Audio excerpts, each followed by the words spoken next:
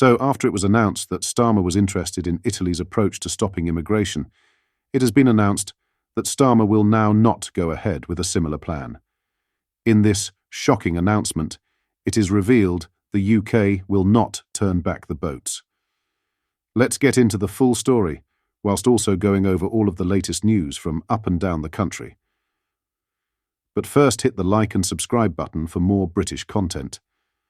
Britain has decided against adopting an Italian-style approach of turning migrant boats back to France in the Channel, according to Immigration Minister Dame Angela Eagle. The UK's stance contrasts with Italy's recent £90 million deal with Tunisia, which allows for the interception and return of migrant vessels. This decision comes amid a tragic backdrop, as 8 migrants lost their lives on Sunday when their overcrowded boat struck rocks and sank off the French coast. The incident has pushed the number of migrant deaths in the Channel this year to at least 45, a huge increase from the 12 recorded last year. Despite the ongoing crisis, Britain maintains that it cannot turn back boats without France's agreement. The French policy is to only intercept vessels if migrants request rescue. Eagle explained the UK's position. The French don't accept that migrants should always be returned to them. If incidents happen in French territorial waters, they go back to France. If they happen in British territorial waters, we bring them into safety in the UK, she told LBC. This policy has led to controversial situations where French Navy and Border Force vessels shadow migrant boats to the midpoint of the Channel, where they are then rescued by British Border Force and taken to Dover. The French argue that intercepting boats without migrants' permission breaches maritime law and endangers their safety. They will only intervene if migrants request assistance. Eagle added that the government is exploring options to prosecute boat pilots or facilitators and is working to ensure that those who behave violently towards French officers can be brought to justice. Italy's approach to migrant boats stands in contrast to Britain's. The Italian government has struck a £90 million deal with Tunisia, allowing their border force and coast guard vessels to turn boats around and return them to the Tunisian coast.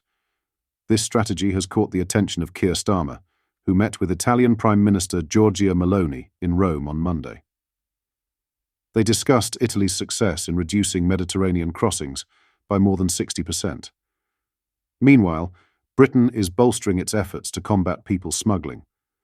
Eagle announced an additional £75 million to strengthen Border Security Command. She told Times Radio, "We can send people into Europol, extra investigators, more intelligence. We can work with our partners across Europe and in other places to try and put a stop to this vile trade." This investment aims to enhance cooperation with European partners in tackling the issue of illegal migration. The UK government is closely monitoring Italy's plans to process asylum seekers in Albania before deciding whether to pursue a similar policy. Firstly, we don't know whether it will work yet, because it hasn't started. Much of this has been portrayed currently as if it's already a success, but the fact is that it hasn't started, the Immigration Minister said. She stressed that any offshore processing scheme adopted by the UK must meet specific criteria. "We will see how it works, but what we have said is that any scheme that we deal with for offshore processing or anything else has to be workable, it has to be cost-effective, and it also has to be in line with international law," Eagle said. She also clarified that Starmer's meeting with the Italian Prime Minister should not be interpreted as an endorsement of all Italian migration policies. Princess Kate has made a return to royal duties with her first engagement since announcing the end of her chemotherapy treatment. The Princess of Wales stepped back from public duties at the beginning of this year, when Kensington Palace announced she had been hospitalised for an operation. Kate underwent major abdominal surgery and 2 months later announced she had been diagnosed with a form of cancer. In March, the Princess announced via a video message she was starting chemotherapy treatment and would continue to recuperate in private.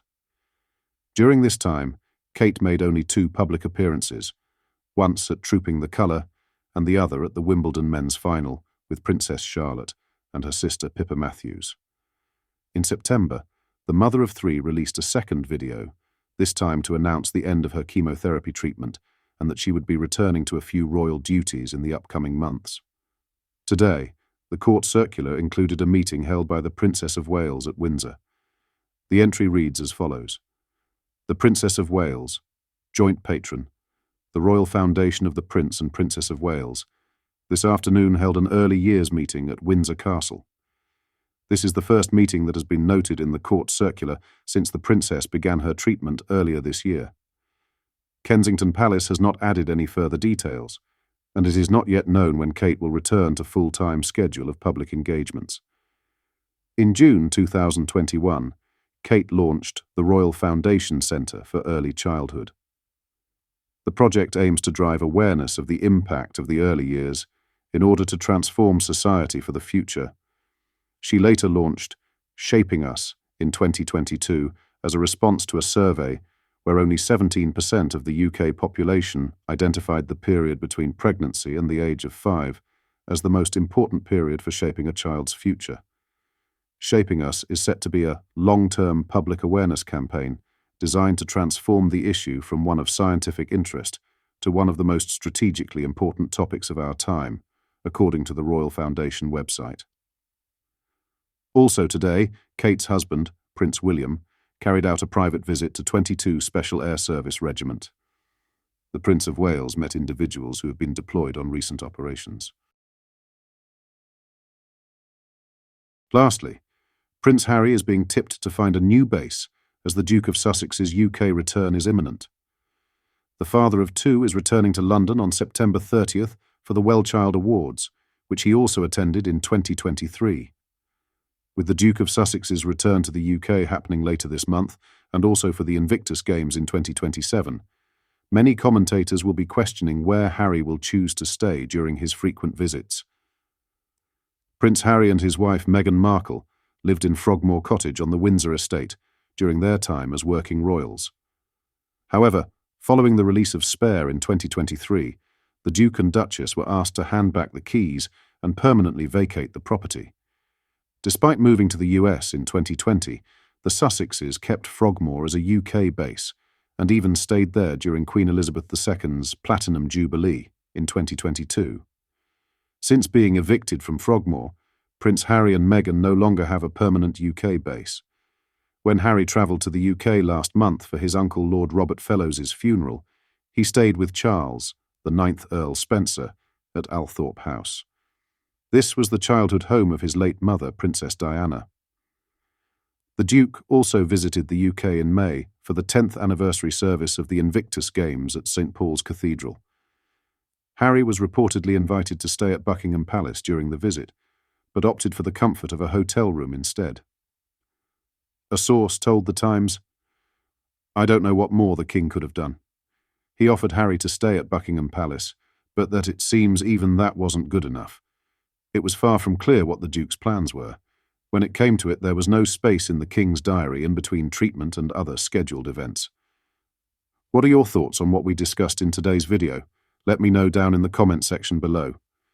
If you've not yet already, make sure you do drop a like on this video and subscribe to the channel for more British content. Thank you. Take care. Goodbye.